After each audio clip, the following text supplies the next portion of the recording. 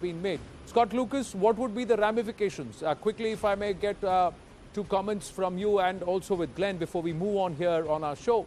But what will there be immediate ramifications? Will China take some action which will perhaps hurt Taiwan and also America? Or does it end with her landing in Taipei now? I doubt there will be any immediate ramifications. It's one thing to get very upset in public and thump your chest. It's another to take military action, which could be a lose-lose. Certainly the U.S. would lose if China attacked Taiwan, but China also might lose itself. It would probably not be greeted warmly by the world, creating another crisis at a time of the Ukraine crisis. It would hurt its own economic interest.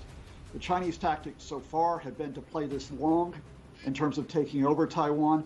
I don't expect this to change, and for the Chinese to take any immediate measure to sort of bring the whole house down, as upset as they are that Ms. Pelosi might be in Taipei. Glenn Carle? I think if anyone is the best students of Sun Tzu are the Chinese, one would hope, but they should be. And Sun Tzu counsels and all militaries should try to adhere to the wisdom that he expresses, which is that you don't engage in a conflict unless you are you know that you can be victorious. And the correlation of forces and the downsides for China are, and for the United States, are tremendous. There's little to be gained other than vainglorious affirmation of position. And there's a lot to be gained by continuing, as Scott put it, the long game.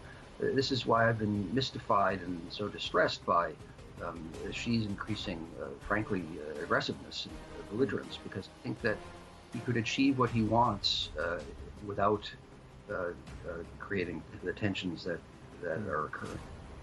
Has Xi Jinping pushed himself into a corner by all this browbeating, Glenn Carle? Do you believe that he will be able to convince his own constituency?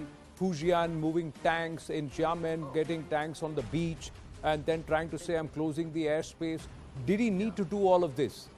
Or does he actually come away poorer now? No, he didn't need to do it, but he has.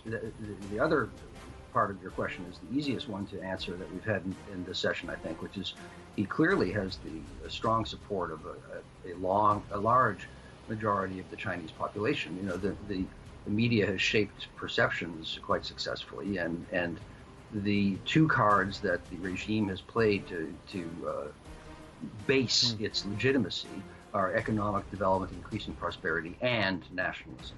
And so, most Chinese will find this to be an outrage that Pelosi has done, and a good thing that Xi Jinping has done. Scott Lucas, strategically, will this have a lasting impact? Will other nations now step up and try and take on China's bullying?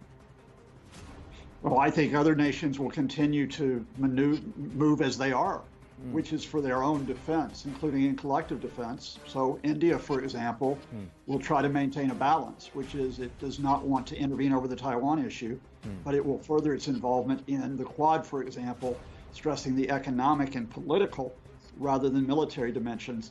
And I expect other nations will do the same. It's in no one's interest that there's a military confrontation, and other countries will try to stress economic and political initiatives while at the same time defending their national security. Many would say that now China emerges psychologically weaker because China has been defeated in its own psyops. Would you agree with that? Would nations like, will this have an impact on the Indo-Pacific, Glenn Carle? I don't know if I agree with that. I mean, that's sort of the similar reasoning to something you opened the session with, which was the ostensible loss of influence and prestige of the United States from the U.S. withdrawal from Afghanistan. That's a position I always have disagreed with, really. I mean, empirically, it's been America's withdrawal from Vietnam was looked at, and it was considered a humiliation and a loss, and it was a defeat. But it didn't change fundamentally the interest of other states in having support from the United States or in opposing the United States if they thought that it was in their interest to do so. So I don't think, I think she will be royally, or imperially perhaps I should say, angered by what's happened. But China's influence and positions probably won't change, and the fear of other states about China's increasing aggressiveness won't change. So I'm not sure that this will have a lasting strategic shift of realities, but tensions are higher, that's true, between the U.S. and China. Is this perhaps another effort for the U.S. to try and redeem itself, try and push itself, once again show itself as a superpower, as a nation that has still not lost its clout globally? Professor Scott Lucas, let me ask you this, because there was a clear erosion of its stature upon the pullout from Afghanistan, and also the way the Biden administration reacted to the invasion of Russia into Ukraine. No, I mean, this is Nancy Pelosi carrying out a trip that Nancy Pelosi wants to make. Remember, it's part of an Asian tour. Nancy Pelosi is one of the most important Democratic legislators, but she's in Congress. She's not in the administration. So I think you have to remember that not everything which takes place within the U.S. government is what the U.S. presidency is seeking. I think Afghanistan was disastrous for U.S. profile, but on the other hand, I think the U.S. and other countries around it have been instrumental in preventing Ukraine from being overrun by Russia. I think you have the overnight news, of course, which is the assassination of Ayman al-Zawahiri. Whatever you think of that, whether that assassination is justified, it does show in its own way American strength. So no, I don't think the U.S. government is sending out Nancy Pelosi to try to recalibrate its strength in view of some missteps last year. I think it's doing that in other fronts, which are going to be far more important after Pelosi leaves Taipei. And I do think the Ukraine crisis is going to be central, not only to the U.S., as it were, regaining its position, but indeed the international community. Because this has piqued the interest across the globe, and it has surprised many, because there are many who are watching this broadcast, and they're still saying, why is there so much interest in Nancy Pelosi's visit to Taiwan? What's the big deal? And the big deal is because of the way the Chinese have reacted to this, Glenn Carle. So, but if Nancy Pelosi did not have official Biden administration sanction, why is she making this trip? It may be an Asia tour.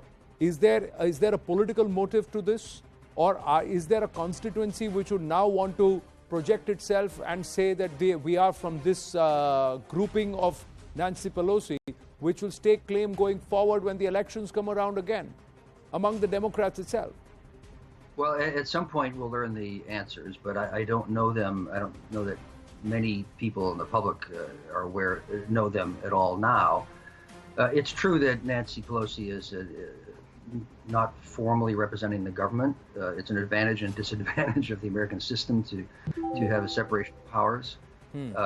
But I look at it two ways, and I don't know which one is correct, or they both might be. Pelosi has, for her entire career, been an ardent opponent of the Chinese Communist Party and what China has done to the Chinese people. We know her visit in 1991. I think you said 88. I think you reversed the dates a little. 1991 to Tiananmen Square. She's made consistent statements and taken consistent positions for 30 years now in this regard. So this trip can be viewed as a continuation of that out of principle. And I think all of that is true. I also know that she is a superb professional and would not intentionally, I think even on a matter of principle, probably like this trip, undermine the Biden administration or complicate its life. So I've wondered, and this is totally speculation, if the trip was similar to the quote, gaffe, unquote, that Biden has made a couple of times, in which he affirmed the determination of the United States to defend Taiwan. I don't think that they're gaffes. I can't prove that. But I think that he was sending signals. And this could be a signal too.